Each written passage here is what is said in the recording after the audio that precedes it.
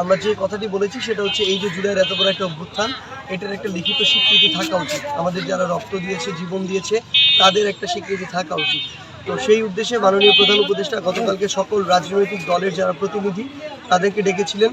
তাদের সমন্বয় এখানে একটি আমরা আমাদের জায়গা থেকে মনে করি গুরুত্বপূর্ণ এবং ফলপ্রসূ একটা আলোচনা হয়েছে, যার ফলে রাজনৈতিক দলের যারা রয়েছেন প্রতিনিধি ছিলেন তারাও তাদের জায়গা থেকে এই বিষয়ে সম্মত হয়েছেন যে এই অভ্যুত্থানের অবশ্যই একটি ঘোষণাপত্র থাকা উচিত।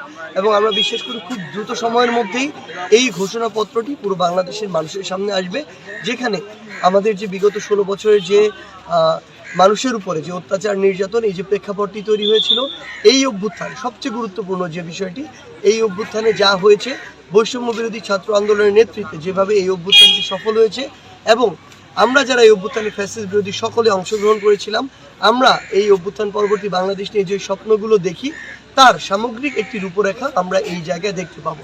তো আশা করি যে খুব দ্রুত সময়ের মধ্যেই কয়েকদিনের মধ্যে আমরা এই ঘোষণাপত্র পুরো বাংলাদেশের সামনে আসবে। এবং আমরা আরেকটি জিনিস মনে করি যে এত বড় একটি অভ্যুত্থান, এত রক্ত, জীবন, সামগ্রিক সকল কিছুর যে চাওয়া, এই চাওয়াটা শুধুমাত্র একটা নির্বাচনের মধ্যে সীমাবদ্ধ না। আমরা অবশ্যই মনে করি দ্রুত সময়ের মধ্যে নির্বাচন হয়ে জনগণের যারা প্রতিনিধি হবে এই স্বচ্ছ নির্বাচনের মাধ্যমে তাদের কাছে ক্ষমতা যাবে, কোনো সমস্যা নেই।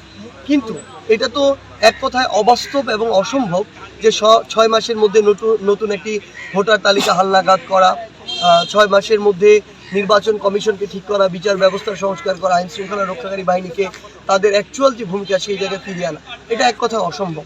তো সেই জায়গায় আমরা যেটি মনে করি যে অন্তর্বর্তীকালীন সরকার যেটি বলেছিলেন তাদের জায়গা থেকে যে 26-এর মাঝামাঝির পূর্বে তারা কিন্তু একদম খুব অল্প সময় দিয়েছেন। আপনি দেখেন 26-এর মাঝামাঝির পূর্ব মানে কিন্তু অভ্যুত্থানে 2 বছর হচ্ছে না, 1 বছর 9 মাসের মতো। তো সেই জায়গায় আমরা মনে করি সেটা হোক, কিংবা তার যদি 2-4 মাস আগেও তারা মনে করে যৌক্তিক সময়। আমরা আরেকটা শুনলাম যে বলা হচ্ছিল যে 25শে ডিসেম্বর বা 26শে জানুয়ারি এই উইন্টারের মধ্যে এটি হবে।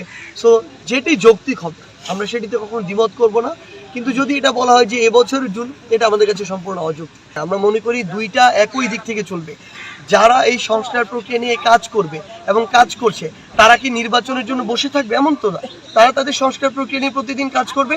আবার নির্বাচন কেন্দ্র করে যারা কাজ করছে, নির্বাচন কমিশন, ভোটার তালিকা হালনাগাদ, তারা তাদের জায়গা থেকে কাজ করে যাবে। দুইটা তো আলাদা প্রতিষ্ঠান, আলাদা মানুষ করছে।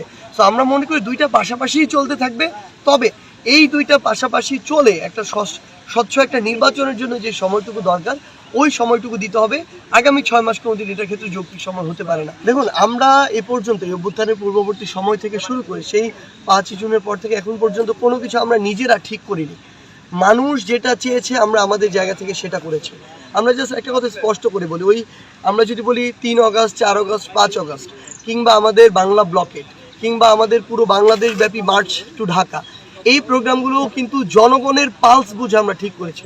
সো একইভাবে প্রত্যেকটা জায়গায় বাংলাদেশের মানুষের ভিতর এখন একটা নতুন জিনিস এসেছে যে যেই তরুণরা সাহসিকতার সাথে নেতৃত্ব দিয়ে এত বড় একটা অভ্যুত্থান ঘটিয়েছে, যেই অভ্যুত্থান বিগত 16 বছরে অন্যান্য রাজনৈতিক দলগুলো কিন্তু ঘটাতে পারেনি, এটা স্বীকার করার বিন্দুমাত্র কোনো সুযোগ নেই।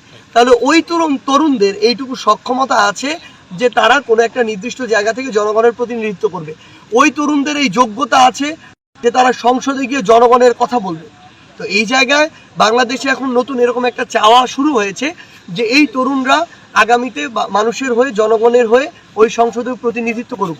সেই জায়গায় পঞ্চগড়ের মানুষ যদি তাদের জায়গা থেকে এটা মনে করে যে আমি বা অন্য যে কেউ, নতুন প্রজন্মের যে কেউ একজন সংসদে তাদের প্রতিনিধিত্ব করতে পারে, তাহলে আমি মনে করি সেটা আমার ক্ষেত্রে নয়, অন্য কেউ যদি হয় তাদেরও এই দায়িত্বটা নেওয়া উচিত। জনগণ যদি চায় তাহলে আমরা মনে করি এই দায়িত্বটা একটা আমানত, এবং অবশ্যই আমাদের এই দায়িত্বটা নিয়ে জনগণের কথা ওই সংসদে গিয়ে বলা উচিত।